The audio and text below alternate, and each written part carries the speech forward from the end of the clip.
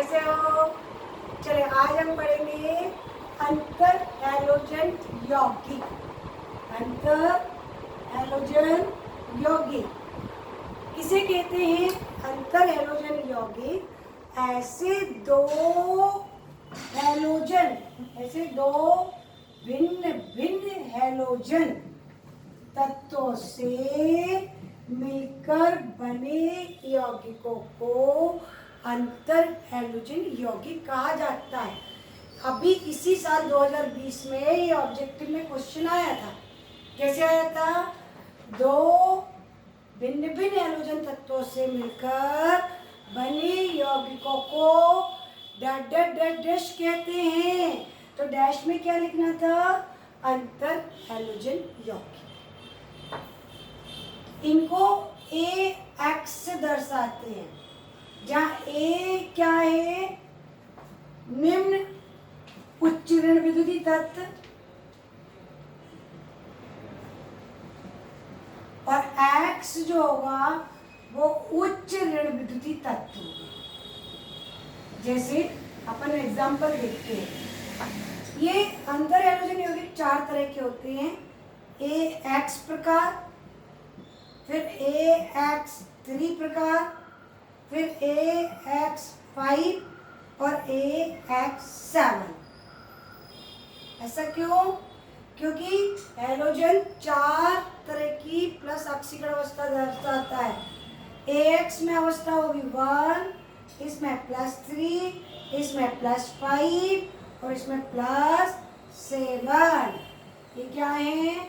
ऑक्सीकरण अवस्था।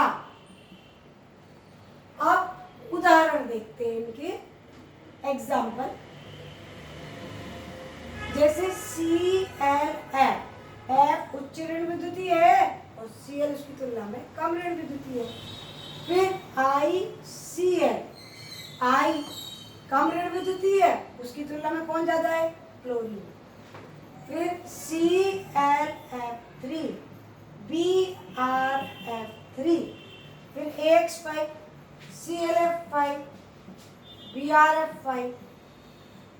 साथ वाले का एग्जाम्पल IF7। ये इनके एग्जाम्पल।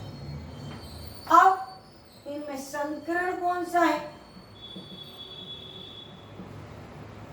तो संकरण की हम ट्रिक सिखा रहे हैं। आप लोग ध्यान से सीखना, एक ही बार में अच्छे से सीखना। देखिए, जैसे हमको निकालना है ClF में कौन सा संकरण है। तो सेंटर में कौन है? Cl।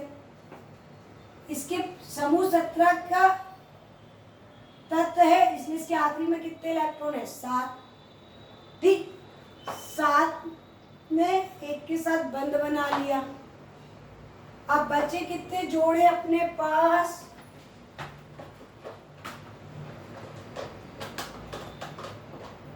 अपने पास कितने जोड़े बच गए? 1, 2, 3। 3 एकांकी और एक बंधी। कुल जोड़ों की संख्या कितनी हो गई? 4। तो 4 का मतलब है ऐसा संकरण ढूंढो जिसकी टोटल 4 हो रही हो। sp3, 3 और 1 4। अब ClF3 में देखो, 2 और फ्लोरीन बंध बना लेंगे तो 1, 2, 3, 3 बंधी और 2 एकांकी। 3 और 2 5। 5 मतलब संकरण कौन सा होगा? sp3d, 3, 4 और 1 5।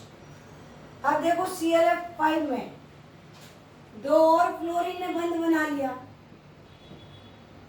तो 5 ये और एक छठा, 6। टोटलिंग कितनी हो गई? 5 और 1 6, मतलब sp3d2। अब 7, जैसे IF7, सातों के सातों बंध बना लिए, एक भी नहीं, तो टोटल 7 का करो sp3d3। क्लियर बच्चे संकलन? अब हम देखते हैं इनकी संरचना। गौर से देखना।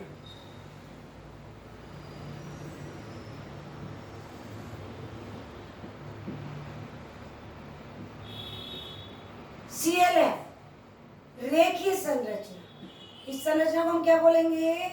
रेखीय। Cl3 तो संकरण कौन सा था? sp3d। तो sp3d के कारण आकृति कैसी होनी थी? त्रिकोणीय द्विपिरामिडीय।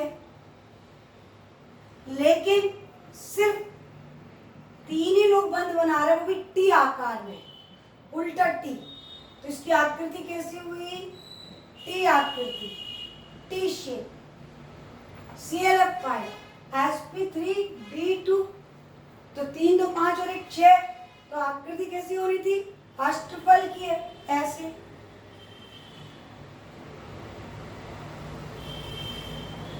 Cl F F F F F और यहाँ क्या है?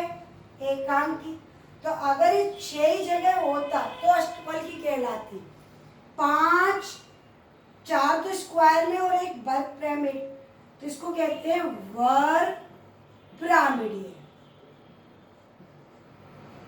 क्या बोलते हैं? वर्ग पिरामिडीय। अब IF7 की आकृति देखो। 5 आई तो है पंचभुज में, ये ऑब्जेक्टिव में इसमें से आकृति पूछ सकते हैं। 5 पंचभुज में और 1 ऊपर और 1 नीचे, द्विपिरामिड, पंचभुजीय द्विपिरामिडीय। इस आकृति को क्या बोलेंगे? पंचभुजीय द्विपिरामिडीय। तो देखिए बच्चे, रिवीजन करते हैं। 2 या 2 से अधिक भिन्न भिन्न हैलोजन से मिलके बने यौगिकों को अंतर हैलोजन यौगिक कहते हैं। ये 4 तरह के हैं, AX, AX3, AX5 और AX7। 1 3 5 7 ऑक्सीकरण अवस्था। जब ClF है तो आकृति रेखीय है। 3 वाले की आकृति T। 5 है तो 4 वर्ग में 1 पिरामिड, वर्ग पिरामिडीय। 7 लोग हैं तो पंचभुजीय द्विपिरामिड। क्लियर? अब देखिए बेटा, NCERT का MP क्वेश्चन है, सब बच्चे नोट करना। अदिति यहाँ देखो, चलिए क्वेश्चन है कि I2 की तुलना में, II की तुलना में ICl अधिक क्रियाशील है। क्यों? इसकी तुलना में ये ज्यादा क्रियाशील है, ज्यादा रिएक्टिव है। क्यों? क्योंकि ये अध्रुवीय है। अध्रुवीय मतलब नॉन पोलर, ना प्लस ना माइनस, दोनों एक जैसे हैं। इस बंद को जितनी पावर से ये खींच रहा है, ये भी खींच रहा है। बट ICl में ज्यादा ऋण विद्युति कौन है? Cl। तो इस पे ऋण आ जाएगा और इस पे धन। जब प्लस माइनस आवेश आ गया तो क्रिया बढ़ गई, मतलब ये ध्रुवीय है, पोलर है। तो आपका आंसर क्या होगा? क्योंकि ICl II की तुलना में ध्रुवीय होता है, पोलर होता है, चार्ज्ड होता है, इसलिए अधिक क्रियाशील। क्लियर? सिंपल दिख रहा है। ये दोनों एक जैसे हैं, तो एक जैसे हैं तो ना बंद यहाँ जाएगा ना यहाँ जाएगा, इसमें उच्च ऋण विद्युति की तरफ चला जाएगा। क्लियर है? अब हम अगला टॉपिक पढ़ते हैं। नेक्स्ट